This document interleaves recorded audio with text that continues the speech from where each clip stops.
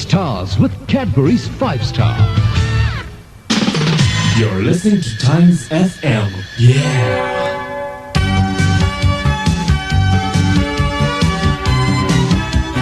Greetings to all our listeners out there in Radioland. You're tuned into the Cadbury's 5-star Reach for the Stars Hour. I'm Brian Tellis, happy to be with you. Right, with me in the studios today is Khalid Mahmood, and extremely interesting personality, has a whole lot of qualifications. Besides, of course, as we all know, he's the son of whom I call the king of ghazals, Talat Mahmood. But more about him later. Firstly, let's hear what he sounds like.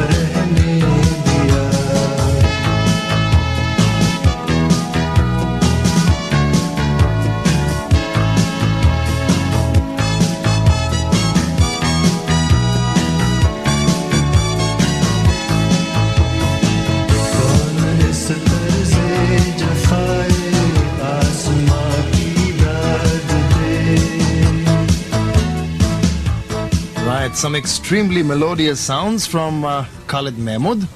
Son, like I said, I hate introducing people, by saying son of or daughter of, but in this case, with your permission, I have to say son of Talat Mahmood. Now, before we go on to that relationship, Talat, firstly, Khalid, thanks very much for joining us in the studio. It's an absolute pleasure having you Brian, thank you for calling me here. It's a sort of real pleasure being here and with your listeners. No, an absolute pleasure. I'm sure the listeners are going to be, totally riveted to this one. Yeah, and being the son of Talat Mahmood, I'm so proud that even if you introduce me as just Talat Mahmood's son and don't say my name, that's also good enough. No, I appreciate that, but lots of people sometimes take your objection, and maybe rightly so, about being introduced as so-and-so son or so-and-so's daughter. Our parents have done, such great things, and they're such, heroes in their field, that we are really proud to be the No, son. but it's So nice. It's nice to absolutely hear okay. you say that. Though you must forgive me if in the course of the program Yeah, I you call must you take me call Talat that. instead of Khalid like I did in the beginning, because that's It's a a name close- that's deeply kind of engraved in one's mind. Okay, now you come from Bandra. I believe you schooled in Bandra. Yeah, I was a Bandra boy. Okay. And I passed out from St. Andrews. That makes two of us, Also Oh, you another also- Bandra oh, boy, good. also passed out from Andrews. Okay, so Bit it's of like- synergy happening already, yeah? Okay. Okay, and then I passed out from St. Xavier's College. Okay. So I'm from here, like Mumbai. That's my Amchi, city. Mumbai, son of the soil. Yeah. Now, obviously, with a father like you've had, music has kind of run in the family. But did you have any formal training and stuff? No, Brian, not at all. I just picked up music along the way because I kept hearing music right since I was young. In fact, you'll be surprised, when I was young, I used to hear a lot of English music also in my house. My dad was very fond of Pat Boone and Elvis Presley and Cliff Richard and all these people. I see. He had all their albums, so I used to keep listening to a lot of English music also, as well as Hindi music. So when I was young, I mostly liked English music, because I liked the sound. The recording was very good, the singing was very good. And the it sound was of more- Western instruments. Yeah, they were more smoother, more mellow, more sweet, So I kind of Especially veered- the likes of Elvis and Yeah, Pat exactly. Boone and Cliff So Richard. the thing was that I sort of veered towards English music when I was young, and I also used to play the guitar, and I used to sing songs, English songs along with it. Right. And quite through my youth, I didn't go into Hindi songs at all. Okay. This came only after I passed out from college and I started accompanying my father on tours. So until you kind of passed out of college, you had no intention of Not at all. of singing no, yourself. Not huh? at all, because you see, the music that time was not so good. Okay. Late 70s and all that sort of thing. It was really pretty bad, and I was not at all interested in Hindi music. It was not very good at all. Neither was the recording good, nor was the arrangement good, no instrumentation or anything What like that. kind of set off that spark in you, Khalid? What happened was, after I passed out my college, I had nothing to do. So my mom said, why don't you travel with your dad? He goes on these concert tours. So you go with him, you'll have, you'll see new cities. Right. You'll meet a lot of new people and you'll have a good sort of pastime. It was after I started accompanying my dad that I realized what he was. Because till then he was just daddy. Yeah, exactly. One tends to take the whole member for exactly. granted. And like he was, they say ghar ki murgi, dal barabar kind of thing, So he was just daddy to me, like. But when I traveled with him, then I realized, the aura that he has, the singer that he is, the fan following that he has, and a massive, massive name, So that drew me a lot into it. Then also while traveling with him, he'd be doing riyaz in his room, or his musicians would be having music sessions with him. So he explained few things to me, like ye raag aise hai, dekho ye gaana hai, isko kaise khoobsurati se banaya hai, the rags, bass songs. So it was education on the road Yeah, with it was your education with along your with him, father. And And you've had also- no formal training, Not right, at all. Khalid? Not at all. Well, that's quite amazing to In know. fact, I did try to keep some ustads, initially, but I found that they were just interested in the money part. They just wanted that monthly thing to be given to them, and they were not really interested in teaching anything. No personal interest Yeah, in no the, personal in the interest at all. student. They just want to keep you in hand, so that they keep making their own benefit in that. Yeah, filling So their I- pockets yeah. up. Huh? So and I was much ahead of that, because since I knew so much of music and all just hearing, I was already composing before I even started learning with them. Okay. So these kind of things, I decided I didn't want to do all that formal kind of training and waste my time. Okay. Now, I'm going to come back after this musical break and we're going to chat about your father. Okay. Certain, factors, whether they're advantages or disadvantages, we'll discuss right after this next musical break. But in fact, I have with me the extremely tuneful Khalid Mahmood. Okay, Khalid, when we let off before that last track, we were talking about, the fact... of you being the son of Talat Mahmood. Yeah. I'd like to ask you, I've spoken to a few star sons, if I may call them that with due respect. And this is something that I believe can work both ways. It can be an advantage at times, a disadvantage at times. You want to throw some light on this? I would say it's a very, very big advantage. Okay. Because when you're somebody's son like that, Talat Mahmood's son, so there is no door that is close to you. I could go to any music company that open the doors to me, that call me and give me a cup of tea, listen to my ideas, listen to the whole thing. Give me a year sort of thing. Yeah. And like I could just go anywhere I wanted to. So what you're which saying is is so difficult for you don't a have that newcomer. initial credibility problem. Correct, yeah. Right. They know that, okay, he's so-and-so's son and, he knows what he's talking about. But it's also a very big disadvantage. I would imagine. I would imagine. Because, the standard they expect is the same as your father. And they don't see that, your father's had something like 40 years experience and 50 years experience, Yes. so they are naturally gifted singers. And, They expect you to immediately reproduce exactly, the do quality same your thing. father did. Yeah. And then they're very disappointed, when they hear that you don't sound like him, or that you're not totally like him, or you don't, behave like him and all that. Do you find the comparisons happening very often? Oh yes, every Khalid? time. Every time. Because they have created such a, almost history in music, in the music of India. They're historical names as far as the Indian music is concerned. Indian music cannot be written without Right. their names being mentioned. Right. We are so closely attached to them that everybody expects this of us, and quite rightly so. I don't blame them at all. Yeah, but do you at certain times feel, that, there's that lack of your identity, rather than constantly being referred to as so-and-so's son or so-and-so's brother or so-and-so's, No, see, the day I can do something better than him, then of course my own identity will come through. But till then, I think I'll have to live under his shadow. Well, And there's no nice way that I can ever touch him because he's on such heights. Right. There's just no way that I can even reach his ankles as far as music is concerned. Right. No, but so long as you're at peace with the fact that, that Oh yeah, you I'm will absolutely always at be peace. referred Because to. there's so much respect, there's so much love from Oh, the yes, people, there there's so is. much adulation. They give you so much of affection, just because you're so-and-so's son. And that's a great feeling. Well, it's nice. It's nice to know that you're on terms with that. Okay, now moving aside very briefly from music. Yeah. While I was chatting with you earlier, you seem to have a lot of other activities that keep you busy, to say the least. I mean, that you are interested in. Yeah, I'll tell you the good ones. Yeah. Now tell us the bad ones as well. This program's supposed to be forthright and honest, so tell us the bad ones first, in fact. No, tell us, what are the things that kind of Well, I'm interest actually you? very fond of, I go for a swim, and then I like traveling abroad. So every year I take a trip abroad for about 2 months, and I like seeing places, So that's my one great... Wanderer, you're one sort of those wandering who- lust kind of thing, Okay. I like to travel. And then I listen You want to to tell us a little bit about, where you've gone thus far? Are you an adventurous traveler, or do you No, like I go for the, the conventional cities? conventionally. I like to go the proper Okay. way, not into some wild... Yeah, I was just going to into ask. the wilderness, and get You're- lost and then get You're not one of the mugged and trekking beaten and all types. these sort of things, No, because the there world are- is not exactly all that beautiful now, No, so you I got to know be careful. that. No, but there are some people who love to, go up, let's say, into Into the exotic mountains and all that yes, sort of thing. that's No, I don't like to do that. one with nature kind of thing. No? No, I'd like to see the places which man has built, Like, Okay. I've been to USA, I've been to England, I've been to the Middle East, then I've been to like Sri Lanka, Nigeria, all these places. It's the cultures of these places that kind of Yeah, I attract like you. to, I'm more of a people's watcher. I like to Okay. watch people, I like to see how they behave, how they, come across. So I like to mingle with the people and... Okay. You also do a fair bit of business. yeah, I've got a business Okay. and What basically does your... it's a marketing company. For a moment I thought you were going to turn around and say it's not your business, what is my business? So I don't mean to pry, but it's nice to know that you... I don't know whether to say you find the time to do business while you are a singer, or whether you find the time to do singing while you are a businessman, but... No, it's good to do both things, because then you're not dependent On anyone. just singing or just business, See, Kind of- singing is my love. I like music. I like to do music. But surviving on music, you have to let go a lot of your dignity and self-respect, because you got to chase a lot of people and do a lot of things which maybe you don't want to do. Right. For example, if I now want a film song, I'll have to chase the music director, I'll have to chase the distributor, I'll have to chase the lyric writer, I'll have to chase the producer, the music company, so many people, So if you don't want to do these things, then you should have some sort of business backup. So maybe if you're a good So- businessman, you can be your own producer, your own Yeah, music exactly, director. exactly. You know, If you have call your the own shots money, yourself. you Yeah. can produce what you like, and you'll feel happier that way. That's Because you'll right. be giving what you want to give the people, not just what they're churning out. Quite true. If you're looking for a radio jockey, let me know when you're powerful. Thanks. And okay, time for some more music. We'll come back, of course, and chat with Khalid some more. But that's after this next track, which is. You're listening to Times FM. Yeah.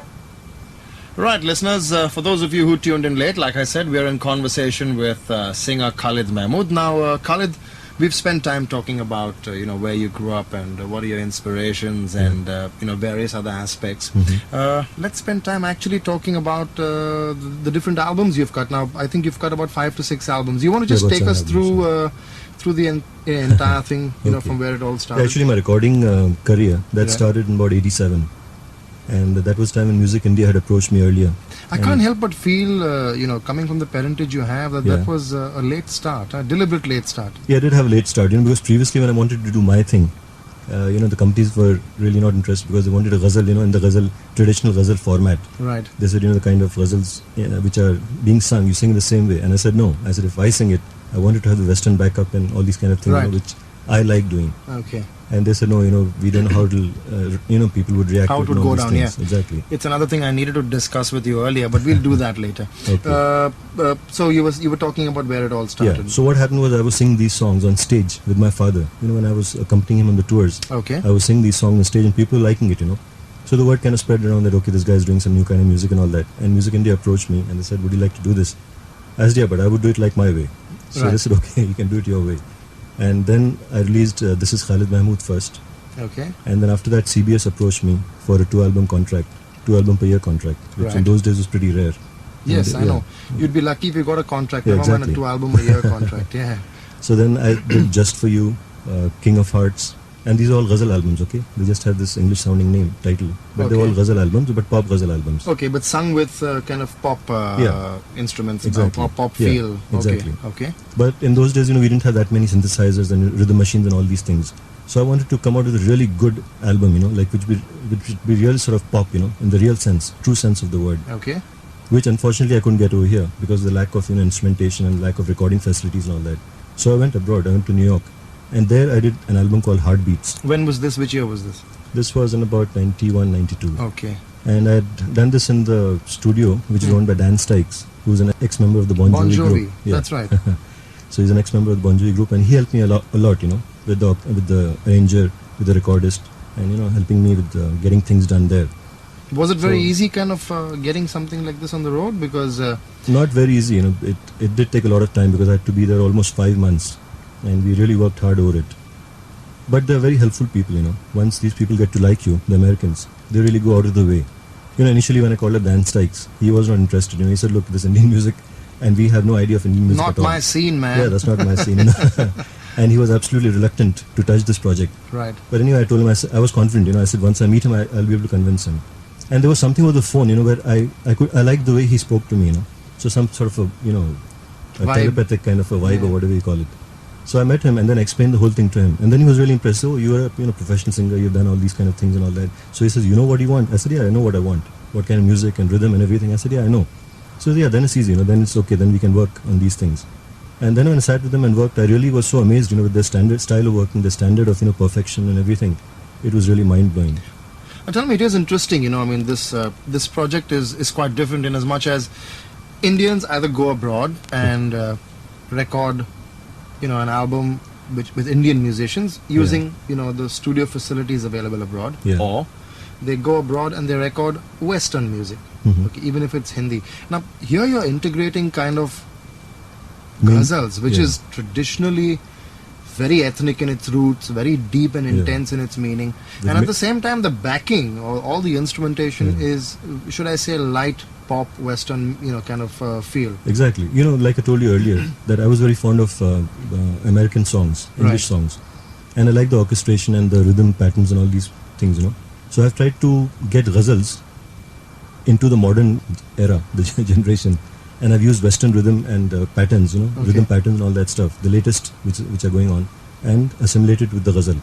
But keeping in mind that the beauty of the ghazal is not spoiled.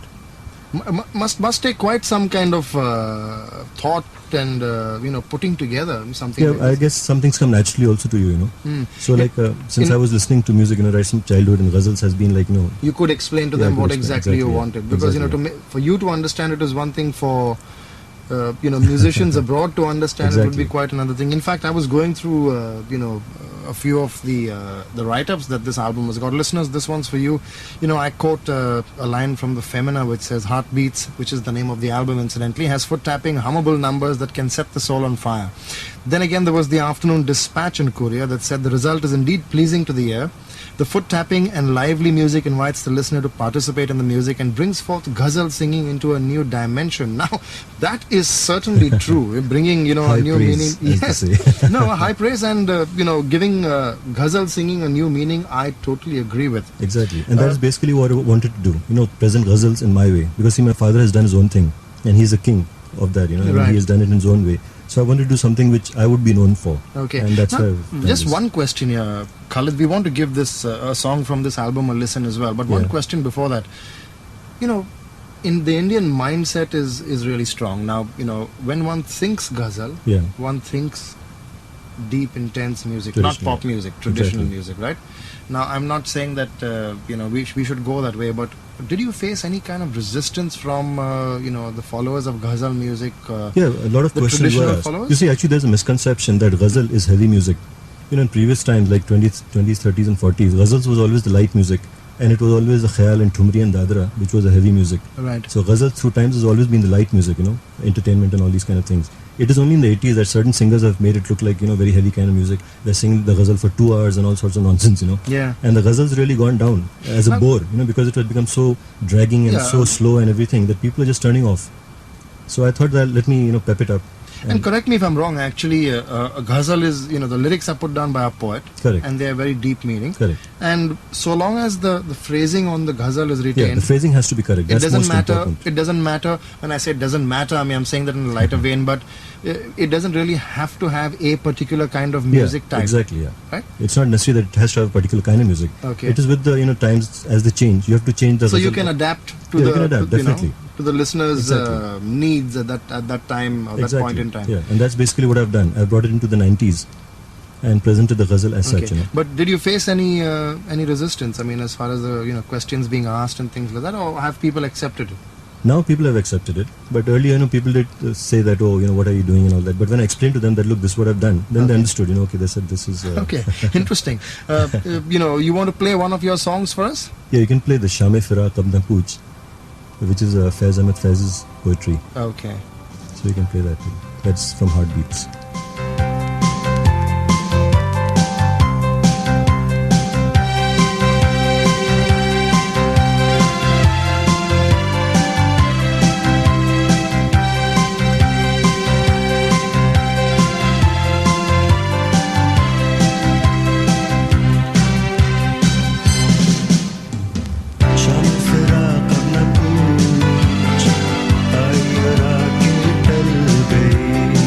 Shaan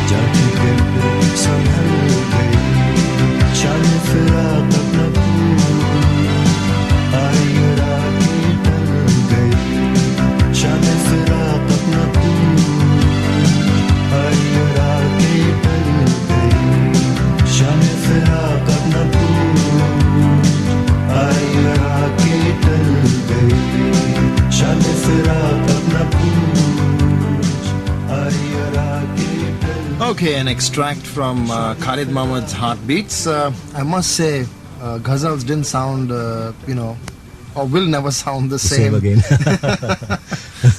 Okay, now, I was kind of reading about, the music you've produced, Khalid, and what I find extremely interesting is one particular project which was, which I think Dilip Kumar presented, and it was called Dilip Kumar Presents Singing Fathers, Singing Sons. Oh yeah, that was an album after my heart. I mean, it was such a good album, and what happened was that when I used to look through my dad's albums, I found a lot of photographs, of Dad and Mohammed Rafi and Mukesh and Kishore Kumar and all these other singers. And there was so much friendship, there was so much love, there was so much camaraderie. It was a wonderful fraternity at exactly, that time. And they would meet at each other's houses, all that sort of thing. And they were very close, all of them. And I realized that the younger generation, that is me and Amit and Shahid, and we didn't even know each other. We had just met at maybe at a function. Socially a couple of times. Socially, yeah. But no such closeness. So I thought, why not do an album and get the younger generation together? Because it's a very unique thing. Even in the world, the top singers don't have sons who sing.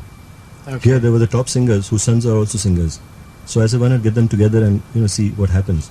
I spoke to them, and they were also very thrilled with the whole idea, and they were really very cooperative about it. How easy or difficult was it to get the sons of such big stars? Well, I had thought it would be a bit difficult, because they might feel shy of coming together, since there would be that competition at how he has sung. And I was just going to ask you, I mean, being sons of such illustrious fathers, was there any kind of ego clashes or? No, in fact, there wasn't anything at all like that. Everything moved so smoothly. They were so cooperative, and there was so much sort of love and affection, even amongst this younger generation. I was really thrilled to bits. It sounds like a fairy tale, actually. Yeah, exactly. I thought so. Yeah.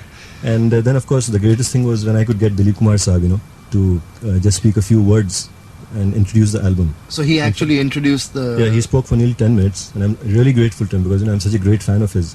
When I approached him, he, without any hesitation, he said, yes, I will do it. You're Talat's son, and Talat is like my brother, and there's no problem at all. You just, I will bring the things and we will do the whole thing. Amazing concept. I mean, hit on the right kind of emotion, if I may. In fact, I believe it was the Midday that said on its front page headline, about singing fathers and singing sons, an unprecedented event in the history of Indian music. Exactly. That's and they broke the story, and we were getting calls from New York and England and all these places. BBC was calling up, and Voice of America was calling, and all these people that talked to us about this album and all sorts of things. Because it was such a big kind of thing. Yeah, I mean, a wonderful idea, I must say. And all credit to you. Okay, there was another album. I think most recently you've just come out with an album. Yeah, that in fact it got released just last week. Okay. In which I've sung 18 hits of my father. Now that is an album which I had prolonged for as much as I could because I knew there'd be immediate comparisons, singing his songs. I was just going to say, I mean, as if being Talat Mahmood's son is not difficult enough, now you go and do 18 songs. No, but I had to do it, because every time fans would meet me, or fans of that dad would meet me, they'd say, which songs of Talat Sahab have you sung and all that? And I'd say, I haven't yet done them. And they'd be so surprised, like Nitin has done it and Amit has done it, and how come you have not done that? So I said, let's, do this, because anyway, I like his songs a hell of a lot. Yeah. And I thought, let me do it, but do it a little bit in my way also. So what I've done is orchestration once again. I have arranged the whole album myself. So the arrangement is mine. Okay, and but have you made it a lot, different from... yeah, some songs I have changed. Because some songs are practically, like I said, part of history. I couldn't change them. People would really kill me if I did that. You'd be dead. But certain songs which I felt that could be changed, and could be... where the orchestration could be improved. The song, of course, can't be improved, because the way they've done it, no chance. You want to play one of those songs for us? Yeah, definitely. It's called Behrem Asma. It's a song composed by Madan Mohan, who was a very close family friend of ours, very close friend of my dad's. Okay, let's give it a listen. It's a song.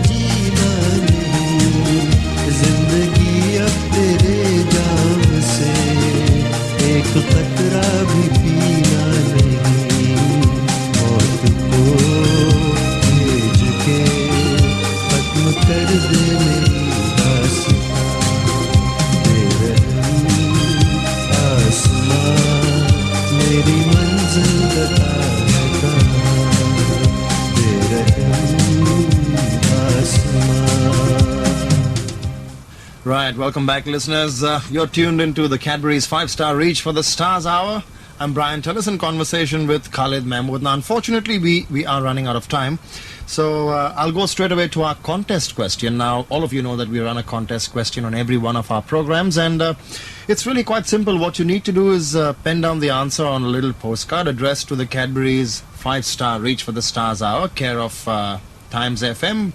Send it off to your nearest Times FM office, and hey, you could go home with a whole lot of goodies, including a whole lot of chocolates, I would imagine. So if you've got your pens and papers at the ready, I'll shoot the question at you. If you've been tuned into this program, you will have noticed that we spoke about a very special album that my guest Khalid Mahmood had put together, which was called Singing Fathers, Singing Sons, which comprised of 4 singers, sons of illustrious singing fathers. Now, what I want you to do is just put down the names of the 4 sons who came together in this album. Very simple. The album is called Singing Fathers, Singing Sons. I want you to name the 4 sons who have sung on this album. And, of course, take home a whole lot of prizes. Okay. Khalid, like I said, I'm afraid we're running out of time. But firstly, very sincere thank you to you for kind of taking time out to be with us. It's been a pleasure speaking with you. Thank you very much for calling me here. Since we have time for one last track, would you like to kind of, pick out the track we play? Thanks, Brian. I see a lot of letters lying here in front of you. Right. So I'm going to pick out one from here and see what it says. Okay, here it is. And she writes that she's in college, she's into enjoying life, and she wants to live life king size. She has requested for a song which says Love is a Wonderful Thing by Michael Bolton. And have fun, enjoy life, but take care. Okay, listeners, I'm Brian Tellis. Have to sign off this program, but we'll be back next week, same time, so stay tuned.